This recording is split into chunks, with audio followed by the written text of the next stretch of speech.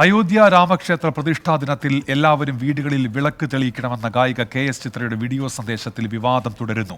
ചിത്രയുടെ ആഹ്വാനത്തിന് പിന്നാലെ സമൂഹ മാധ്യമങ്ങളിലടക്കം ചർച്ചകൾ പുരോഗമിക്കുകയാണ്. ഇതിനിടെ ഗായികയെ അനുകൂലിച്ചും പ്രതികൂലിച്ചും രാഷ്ട്രീയ, സാമൂഹിക, സാംസ്കാരിക മേഖലകളിലെ പ്രമുഖർ രംഗത്തെത്തി. നമസ്കാരം. അയോധ്യ രാമക്ഷേത്ര പ്രതിഷ്ഠാ ദിനത്തിൽ രാമനാമം ജപിക്കണമെന്നും വീടുകളിൽ വിളക്ക് തെളിയിക്കണമെന്നുമായിരുന്നു ഗായിക KS ചിത്രയുടെ ആഹ്വാനം. ഈ വീഡിയോ പുറത്തു വന്നതോടെയാണ് വിവാദങ്ങളുടെ തുടക്കം. അയോധ്യയിൽ നിന്നുള്ള പൂജിച്ച അക്ഷതം ചിത്ര ഏറ്റുവാങ്ങുന്ന ചിത്രവും പുറത്തു വന്നിരുന്നു. അയോധ്യയിൽ പ്രതിഷ്ഠാ ദിനം ജനുവരി 22 നടക്കുമ്പോൾ ഉച്ചയ്ക്ക് 12:20 ശ്രീരാമ ജയരാമ ജയ ജയ രാമ എന്ന രാമമന്ത്രം ജപിച്ചുകൊണ്ടിരിക്കണം എല്ലാവരും. പിന്നാലെ സമൂഹ മാധ്യമങ്ങളിലൂടെ ചിത്രയ്ക്കെതിരെ വിമർശനമുയർന്നു. ചരിത്രം മനസ്സിലാക്കാതെയാണ് സംസാരിക്കുന്നതെന്നായിരുന്നു വിമർശനം. ഇതിനിടയിൽ അഭിപ്രായത്തെ പിന്തുണച്ചും നിരവധി പേർ രംഗത്തെത്തി.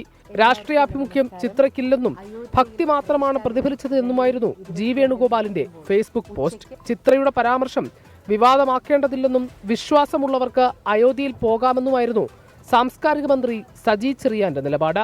അതിൽ വിശ്വാസമുള്ളവർക്ക് അവരുടെ അഭിപ്രായം പറയുന്നതിന് നമുക്കെന്തിനാ എതിർക്കേണ്ടത്? അവരവരുടെ വിശ്വാസത്തിന്റെ ഭാഗമായി അഭിപ്രായം പറയും.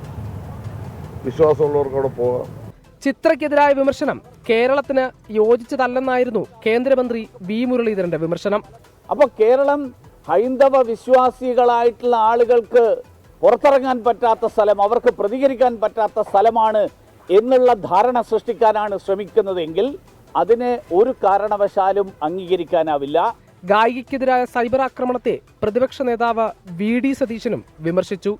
മലയാളത്തിലെ എല്ലാവരും ഇഷ്ടപ്പെടുന്ന പാട്ടുകാരിയാണ്. അവർക്ക് സ്വന്തം അഭിപ്രായം അവർ പറയട്ടെ. അഭിപ്രായത്തോട് നമുക്ക് യോജിക്കണമെന്നില്ലല്ലോ. നമുക്കെതിരായിട്ട് അഭിപ്രായം പറഞ്ഞു കഴിഞ്ഞാൽ പിന്നെ അവരെ അങ്ങോട്ട് ഫിനിഷ് ചെയ്യാണ്. വിവാദത്തിൽ ചിത്രയ്ക്കൊപ്പമാണെന്ന നടിയും ദേശീയ വനിതാ കമ്മീഷൻ അംഗവുമായ ഖുഷ്ബുവും നിലപാടെടുത്തു. പ്രധാനമന്ത്രിയുടെ പരിപാടിയിൽ പങ്കെടുത്തതിന് ശോഭനയ്ക്കും നേരത്തെ സൈബർ ആക്രമണങ്ങൾ നേരിടേണ്ടി വന്നിരുന്നു. 24 തിരുവനന്തപുരം.